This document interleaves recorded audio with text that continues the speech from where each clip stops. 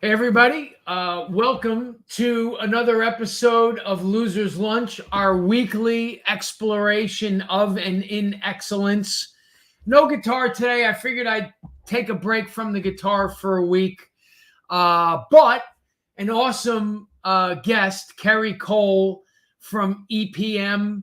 Most recently, I say most recently, almost from the entirety of your existence, EPM Wholesale. But what most people don't know is that there were a few months of retail in there, and we're going to delve into that a little bit during the program. But thanks for joining and welcome. Oh, Jenna has you muted. I was just saying thank you, Phil. I appreciate being here. Awesome. So as you know, being a follower of the show, there's Frankie Wholesale saying hi. I'm just going to talk about the markets here a minute. I might take just a bit more than a minute because I've got a lot on my mind before we get to what I think is going to be a really engaging conversation about, your career and some of the choo-choo baby, some of the challenging markets that we've sort of faced together, both here at EPM and otherwise. So we've got, yes, we've got 348 on 10s, pushing that really important psychological 350. What do we got this week? Ginnies are rolling tomorrow. Housing starts, building permits. We got mortgages, existing home sales, gas and crude inventories. A little thing like the Fed at 2 o'clock on Wednesday. Bank of England on Thursday. Claims, KC Fed, a 10-year note auction, and then market PMI on Friday. Next week, we've got building permits, durables, Case-Shiller, FHFA home prices, Richmond Fed, consumer confidence, GDP final, which really doesn't matter other than if for some reason we were going to go from negative 0.6 into the positive. Super unlikely. The forecast isn't for it to be revised positive. But Thursday would mark, other than the fact that we're trying to make shit up as we go along, Thursday would mark, once that negative number prints, us officially being in a recession. 2 straight negative quarters. That's been the historical definition. We've got PCE on Friday, which has always been the preferred measure of inflation. I shouldn't say always, certainly the last 2 decades. We've ignored that for CPI recently. We are expecting year over year 6.3, the monthly to be negative. It was negative last month. Core to be 0.3, and year over year core to be 4.7. Also, personal income and Chicago PMI, which wasn't a great print last month. Might that surprise under 50? We'll see. And sentiment. Look, I got to tell you, folks, if you look at what moved the market last week, and we all know it was CPI, which was a surprise beat. Yet, by the way, still down month over month for the record. And this is sort of when, yeah, I get it beat, but why did it beat? Did it beat just because we keep dumbing down expectations? The same reasons we keep wanting to say, well, inflation is lower, but it's really higher. Well, I could argue here inflation was higher, but it was really lower. But I was really looking at stuff like, Cleveland Fed, retail sales, Philly Fed, New York Fed. By the way, retail sales, ex-autos, which what we call core, was negative 0.3. Philly Fed was negative 9.9. We expected 2.8, and last month's 6.2 was a bad number. So these numbers continue to be getting bad. New York Fed was another negative number. It was negative 31 2 months ago, only negative 1.5 last month. So what I keep pointing to is the underlying data, the underlying health of the economy. Had a one-on-one with Neil Ross earlier and always have engaging conversations with Neil. He said to me, all the things that you and I have been talking about for the last 5, 6, 7 weeks, realtors finally capitulate. My realtors are finally saying, yes, prices are dropping. And before I pull out some charts, Kerry, obviously you are and have been boots on the ground for quite some time for EPM Wholesale, always engaged with our brokers. And by the way, the other thing that Neil told me was that business is picking up and borrowers aren't worried about interest rates so much any longer. But what are you hearing from the brokers and so on and so forth as it pertains to the current state of housing? Are we seeing more inventory? Are prices dropping? What are you hearing? So I think overall from the broker partners, what they're seeing on these purchase transactions is that, homes are staying on the market for a little bit longer. VA offers are now being accepted. FHA offers more now likely to be accepted. Where a few months ago, rewind wasn't there. Just wasn't there. Hold on. Just so those who are watching who might not be in the know, when you say VA and FHA offers are being accepted, okay, which sounds crazy in and of itself. 2-3 months ago, even maybe a month ago, what exactly was happening? Let's pretend you don't know anything about mortgages. Or real estate. What was happening in the marketplace? FHA and VA offers just were not getting accepted. They were being bypassed by cash buyers, conventional buyers. Those offers were being more accepted than an FHA or VA. So I want to be clear about this, folks. If you are a homeowner going to purchase a home and the lender that you were working with had a pre-approval letter or pre-qual letter for a government loan, as we call it, FHA, VA, I don't know if this also was pervasive in USDA, maybe not. That's not a huge part of the market anyway.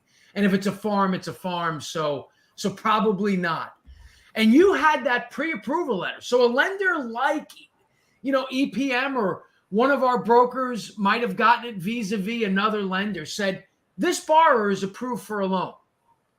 The realtor might not have even been taking that offer back to the buyer, but certainly was consulting and outright almost demanding, dare I say, that seller to not even entertain, accept an offer from a buyer who has an FHA or VA mortgage. That's specifically what we're saying, correct, Kerry? Yeah, and it's pretty crazy. Pretty crazy, by the way. But now that's gone. It seems to have dissipated, and to your point, just a few weeks ago, we were still experiencing that. We're seeing more and more FHA and VA loans come through with offers accepted, which is very exciting because a lot of these home buyers were on the sidelines and couldn't even get into the game. So what we have happening, and I've been sort of, hey, Alan, everything's bigger down there. What I've been sort of fighting on social media, whether it be this program, whether it be my Mancuso Market Minute on Instagram, whether it just be, forget about social media, just sort of internal, external conversations, I'm starting to feel like I'm in The Big Short, and I'm screaming from the mountaintops that the writing is on the wall. We're talking about inflation and all this other stuff, and not talking about the reality of real people and everyday life and how their lives have been or are being affected, or what the reality is. And I saw this article, and I say article, it could have been a post or something, and somebody said something this weekend. Forget about the CPI report. If the Fed wants to know what's going on, poll the top 10 CEOs and ask them what the hell's happening. FedEx just made this big announcement about what they're bracing for. Poll every realtor, every home builder, every mortgage lender, and let's talk about what has happened to the market since roughly March 9th, and then again in April and in May and in June, and as recently as 2 days ago. How things have gone from bad to worse and potentially disastrous in certain markets. How home sellers and realtors have essentially capitulated. Okay. They're like, okay, we were in the driver's seat. Oh shit, not anymore. I got to tell you, I mean, I know somebody personally that down here just bought a house, or I shouldn't say that, is under contract to buy a house for $25,000 under list on a $370,000 house. So what is that, about 7-8% or something like that? Okay, so somebody might say, well, hell, that's still $40,000 more than a year ago. To me, that's not understanding how supply and demand really works. How did we get to 40,000 up? We got from 40,000 up because one house sold for more than the next, for more than the next. Well, how do we get from 40,000 up to 50,000 down? Is one house sells for a little less, and then a little less, and then a little less. So give me 3-4 minutes just to finish this, and I want to get on to your story, Kerry. So Jenna, pull up a couple charts. I don't care. I gave Jenna a bunch of charts. It doesn't matter which one you pull up. I'll roll with the chart when we do it. Okay, this is a good one to start with. If you go to the Atlanta Fed's website, okay, and there's sort of a link, but if you just do fred.stlouisfed.org, you could find a bunch of charts. What I'm saying here is this: no one's ever going to time the market perfectly. And when I use The Big Short reference and feeling like Michael Burry, there's a line in the movie that says, "I may be early, but I'm not wrong." Now, being early is a nuance to certainly to investing.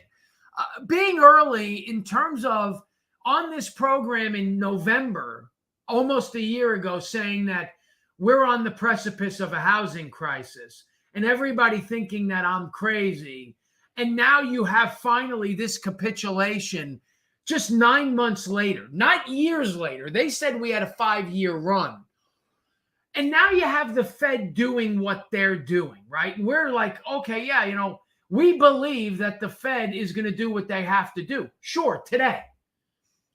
If this keeps going in this direction, does the Fed have the nerve to keep this demeanor, this hawkish tone in November, in October, in January? That's my argument, is we may feel a bit more pain, but at some point it has to end. I'm betting sooner rather than later. But look at the Fed. This is the Fed's expectations of GDP. Over in Q3, as recently as January, we were like in the 2 to 3% range. The Atlanta Fed GDP now on August 30th was like 2.75. And now they're under 1, a half to be exact. As recently as September 9th, folks. And this was September 13th. Excuse me, September 6th, rather. It was the 9th. And this was the 13th. It's like not even a week. They trimmed it down from 1.3 to 0.5. These are the people that are making decisions for our economic future. And we're like, oh, if they say it, it's gospel. The Fed says that they're going to raise rates to 4.25. I believe it. What else have they ever gotten right? This is an example of nothing. Now, here's the why. Pull up another chart.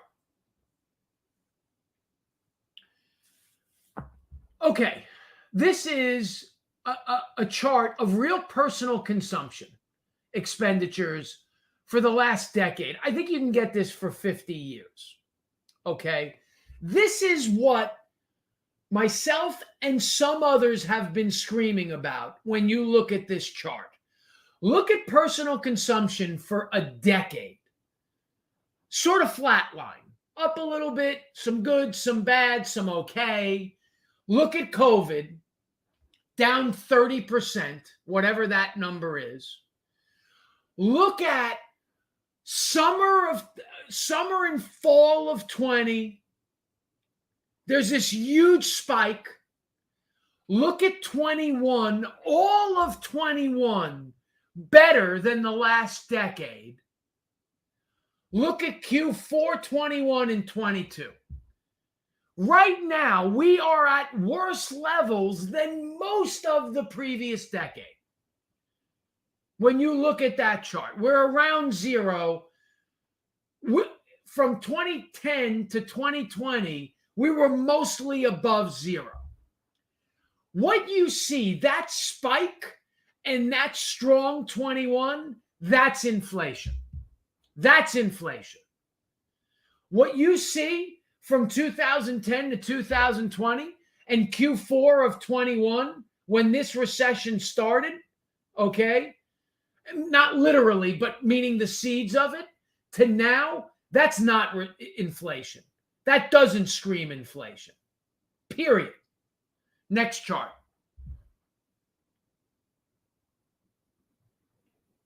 So this is real final sales. Same chart. 10 years of okay to good. Huge drop around COVID. Huge post-COVID spike. 2021, we are running hot, even in part because prices were still low. You have this lagging price adjustment, and now stuff starts to go to shit. We actually went negative at the end of 21, beginning of 22 here. Next chart.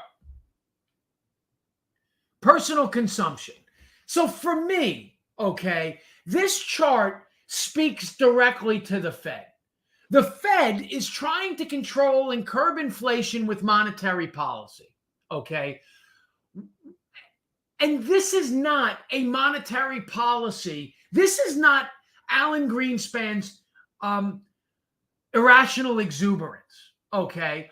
What I just showed you, those three charts of spike, hot 21, okay, that is potentially irrational exuberance, okay? That's when the Fed should have raised rates, if they were going to do it, by the way, okay? What the Fed is fighting is, and by the way, that even wasn't to some extent irrational exuberance. That was supply, maybe, Mark, maybe. Hold that thought. That was maybe irrational exuberance, but it was driven by no supply. So people had to buy stuff, right? You know, I was talking to somebody about it, like they needed a part. They're in the aviation business. They needed a part for the plane, and they can't get it. It doesn't exist. And so the plane is grounded, and they make money when the plane's not grounded.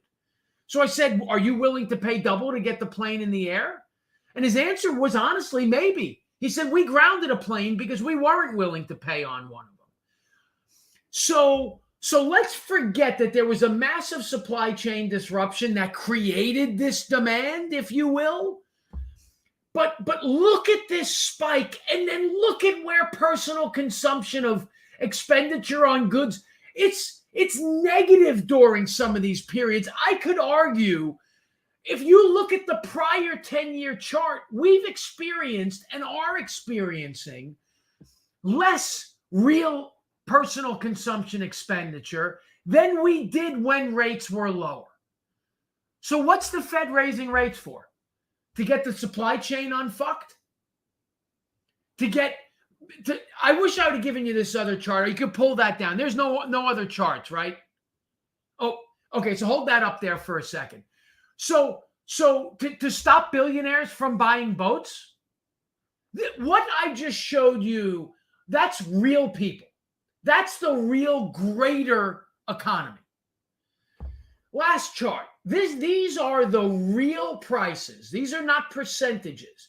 You can go to Google BLS CPI and find this report. These are the real prices of certain commodities over the last 20 years.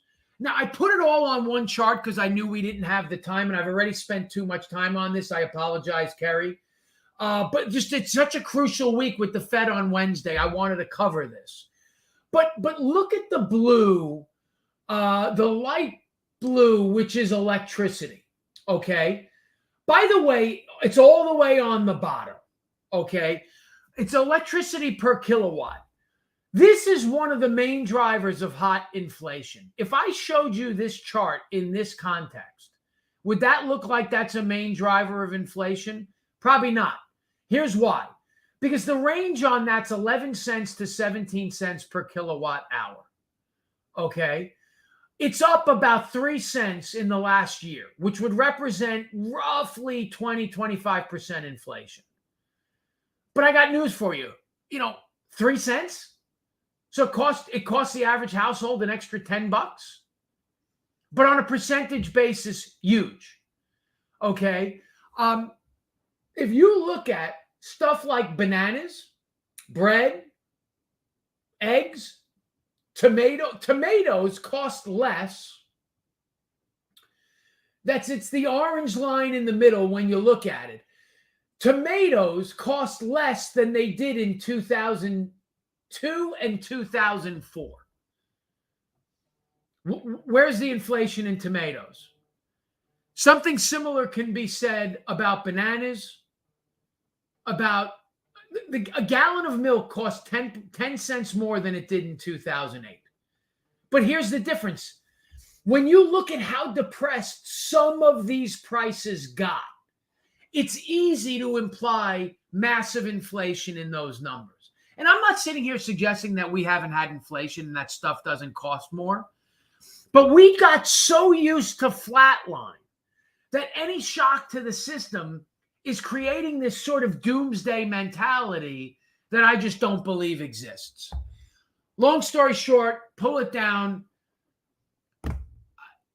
The economic health of our country hangs in the balance at 2:00 on Wednesday. What's the Fed going to do? We'll see. Okay, Kerry.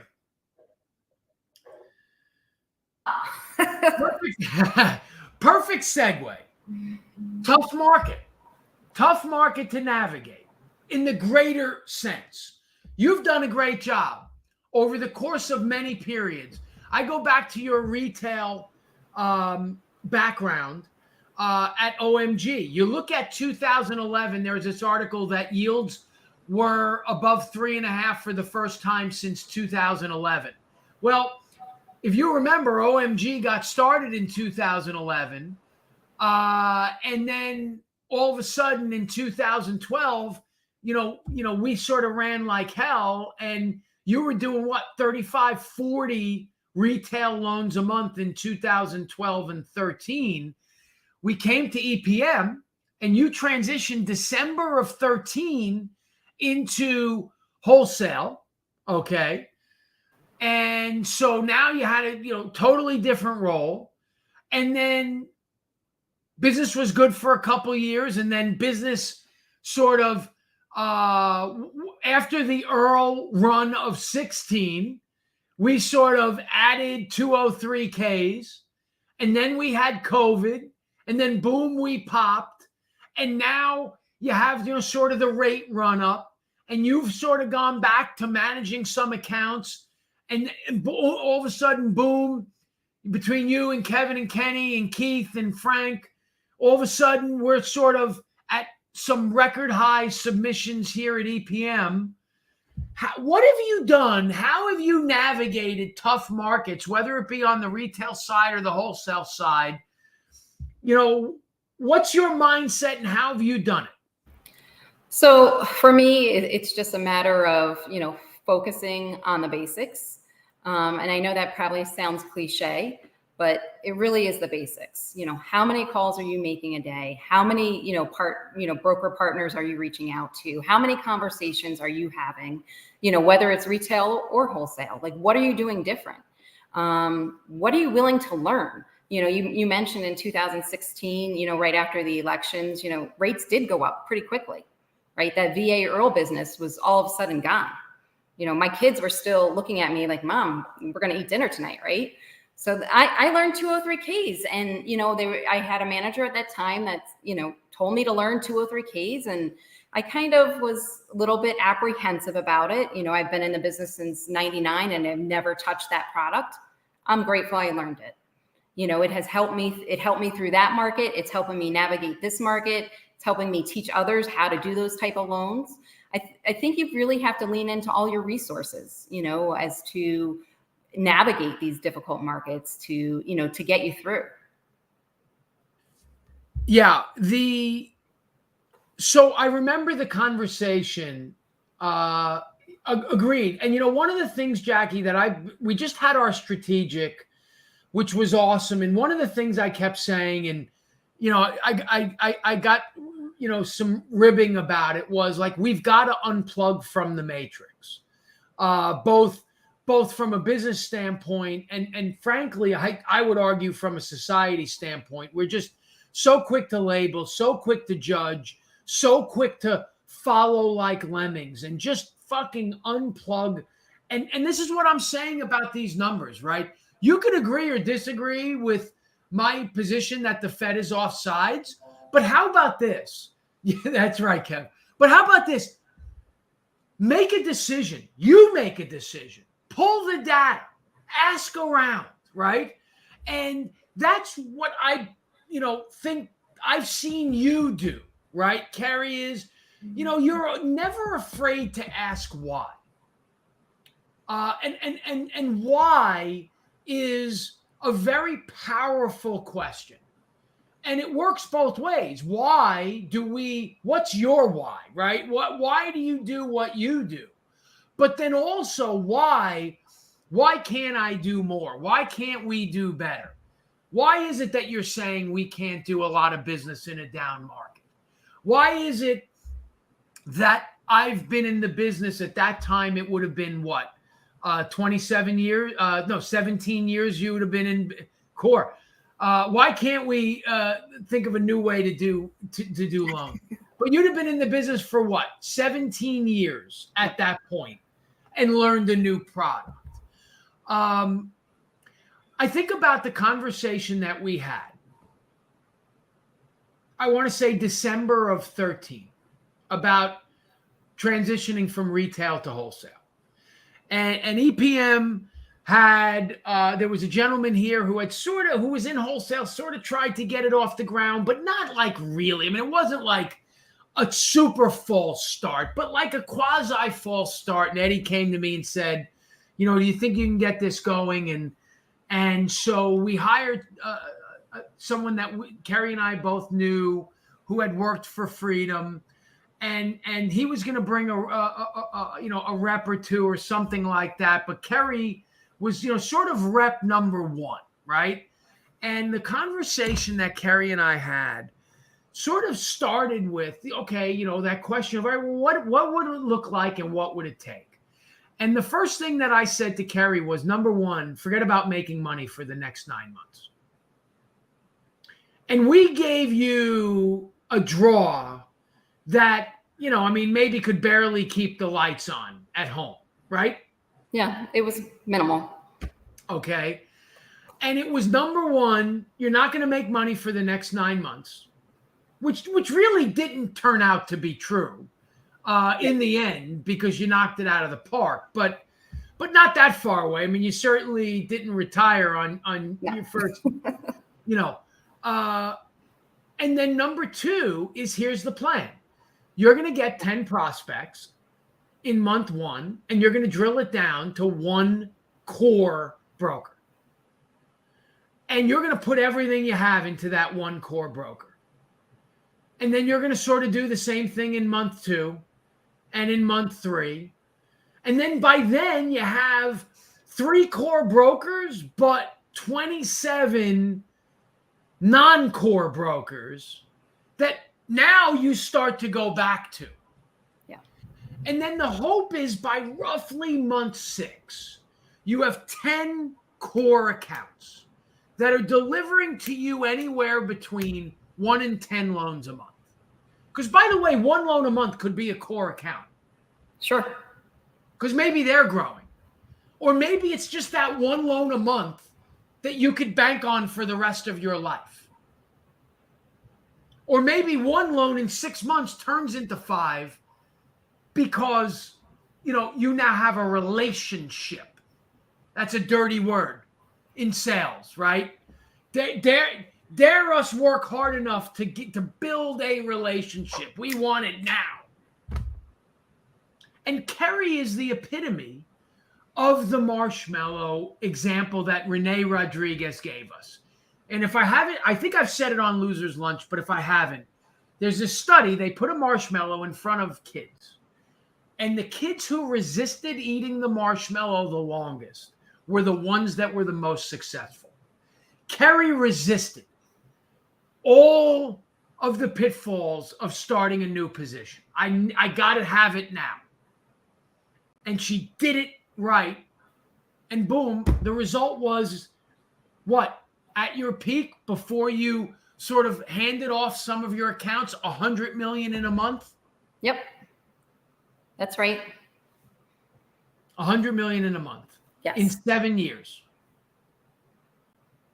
I think the one thing, for me, even reflecting on that initial conversation, hearing you talk about it, I knew there was going to be sacrifice. I knew, the income, was going to take a while to build it. But what I did know for sure was that I would bet on myself. I knew that I would bet on myself, and I knew that I would do it.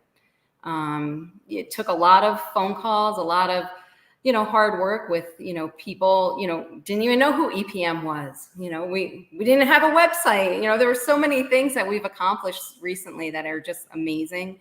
And, I'm really excited about that. But we've certainly come a long way. But, most of all, through that, I was never afraid to bet on myself. That's awesome. Thank you, Kate. Agreed. I want to also tie something into this. When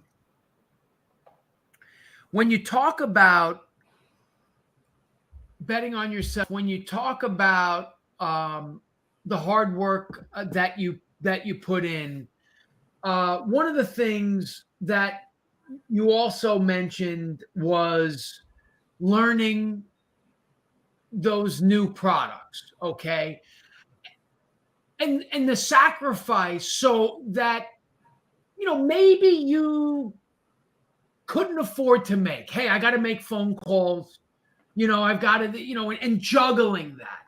It also reminds me of those first 30, 60, 90, 120 days, the dog days of early 2014, which feel very similar to right now, okay? And that we did 2 trade shows. If you remember, New England, the one in Connecticut, and then the New Jersey show that March. Agreed, Frank. And how many brokers said to us, yeah, me too, Jackie. How many brokers said to us, I love what you guys are doing, but I don't have time to sign up with a new lender. I'm out there focused on doing loans. Yeah. So can you talk for a minute about how when you identify in your business that, hey, this is not easy anymore. This is a rough patch. I've got to make the phone ring. I've got to ring the cash register. But I understand that my current toolbox might not fully allow me to do it. Okay? I didn't know VA Earls. I'm not touching enough realtors or home builders or brokers as an AE. Whatever it might be that your business has a weakness in, what was your mindset of juggling current day accretive responsibilities with investing in what you needed to invest in from the future, even if that future is a week from today? Doesn't have to be a 10-year investment. What's that mindset? The way I see it, it has to go hand in hand, right? You can never be only working on your business. You can never only be working in the business. You have to figure out how to do both of them at the same time, really, in order to be successful. And sometimes it is a lot to juggle, but you need to, take care of the current clients you have, but you also always need to be prospecting, because the business that you bring in today, you didn't win that today. Most likely you started working on that months ago, or 8 phone calls ago, 11 sales meetings ago. You might have taken that opportunity and things aligned so you could take advantage of it today, but it takes, it's not one phone call and you're successful. Are you willing to, how many times are you willing to call? How, when you have a solution too. And I think that was a thing for me, always really listening to the brokers, understanding their situation and figuring out, how does EPM become a solution for you? How can I help you build your business? How can I help you do more business? And that approach for me has always, it's been solid. The thing about it is, and if you make a failed sales call, in your mind, that's exactly right. That's gold. It was absolutely gold, Kev. If you make a failed sales call, immediately, I have found that most salespeople immediately go to sort of all the wrong reasons they didn't make that sale and not all the right reasons. What you sort of said, and this is something that you've always been great at, and dare I say, on the retail side, see, you and Steve Carpatella are very interesting case studies in sales, because, you kind of have on one side of the coin, and by the way, like Curtis in our Orlando office and Felix are very similar, even Sam. And then you have Kevin and you have Kenny, and then you have, we've got Rick here in Florida. Sales doesn't come in like one package. It comes in all shapes and sizes. You have, Kevin and Kenny who have suits on with their whole perspective and, are sort of more inclined to go smoke a cigar with you or whatever and build the relationship in that way. And then you have Kerry and Steve, say, on the retail side, that are much more X's and O's, blocking and tackling, right? And, the way that, and that's been your path to success in wholesale, is understanding who you are and not trying to be somebody you're not, and then using who you are as a method to help a broker. And again, this could apply to anybody, a builder, realtor, whatever your discipline is, to find value in what you do. And that's why I touched on the whole VA, because you weren't the only one that didn't know how to do 203Ks. Okay. So Kerry became an expert in 203Ks and then would call a broker, and the broker would be like, I'm not signed up with you. I don't have enough time. And so Kerry, okay, great. Okay, whatever. Maybe next time. Failed sale. right? No. What she said was, hey, let me ask a question. You doing 203Ks? No, I never done 203Ks. Oh, you're funny you say that. Me either. But now I'm an expert, and let me show you. No, that is something, I mean, even today when I have that conversation, I'll tell, some of the loan originators, I'll say, if you're not going to learn it, someone else is taking that money off the table. You should learn it.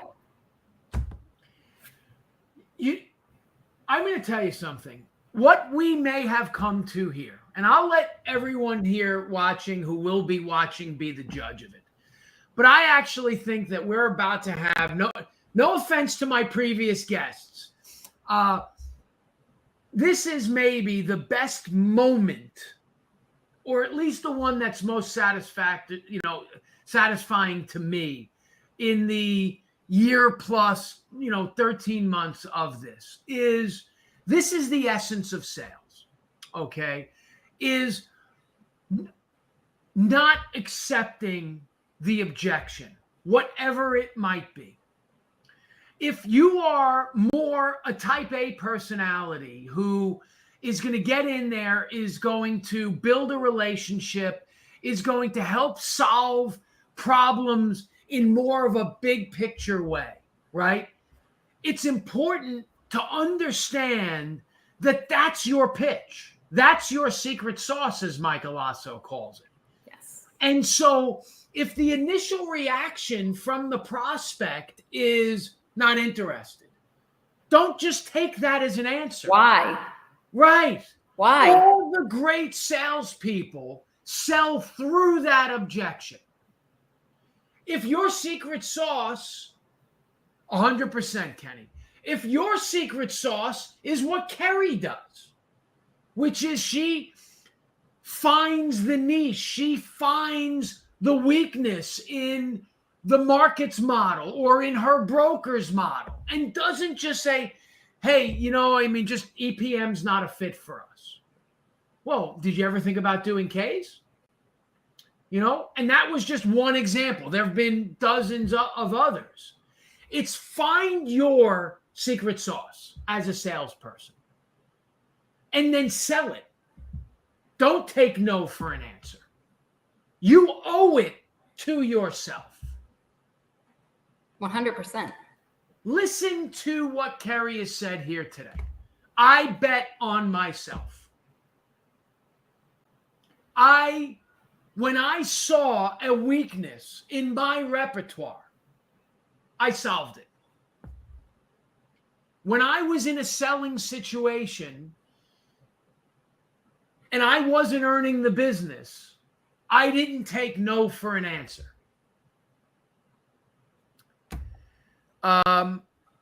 It's just all sales gold. And then, by the way, for anybody that's crying in their soup, feeling bad for themselves professionally, wondering what about this, what about that, I'm just going to say this. Kerry started out at Champion Mortgage as a processor, if I remember right, correct? Yes. Then moved into sales, selling seconds and high-rate subprime loans. Then moved into a call center doing the exact opposite, selling to the cleanest of clean borrowers, low rates, low margins. Then, so by the way, we're talking through,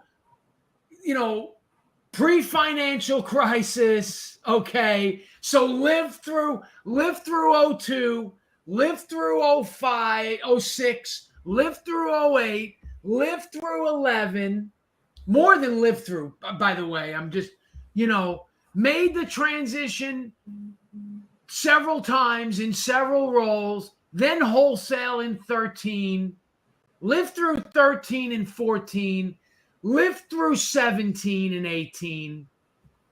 I mean, folks, if you're able to have that many different roles within the industry during all of those booms and busts,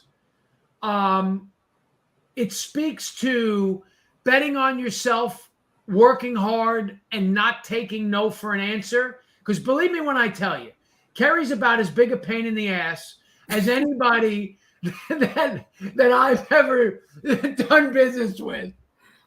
100%. 100%. And there's something to be said about being a pain in the ass. Well, yeah, no, I mean, ultimately, right, being self-accountable and saying to yourself, there's something I could still do. There's something I could still control in the situation. I'm not going to let the market, I'm not going to let, this distraction over here or a process situation over here. You still have control. There's something you can do. And to be successful, there's something that you can do yourself. Yeah. And the reason why I love it and I don't mind it is because she's harder on herself than she is on me or she is on others. So knowing that, if she's holding herself to that standard, then it's incumbent upon us to hold ourselves to a higher standard. So on that note, 2:00 Wednesday, folks. Nothing really matters between now and then. What I will say very simply is this: stay the course, work hard. I have a real feeling that there's going to be less competition for the folks that are lifers. So be patient, but be impatient. See, what I mean by that is it's going to get easier, but you have to seize the day to bridge that gap to it being easier. Until next week, thank you so much, Kerry. It was awesome. Yes, thank you, Phil. I appreciate it. I got to have you back on. You really came on in the worst week possible. I know we were trying to do it last week. Last week would have been more Kerry, less market. This week, it's maybe the most important Fed meeting we've had since 2006. So I apologize for that. We will have you on again. I love you. Thank you, Phil. It was awesome. Yes, Thanks, everybody. See you next week.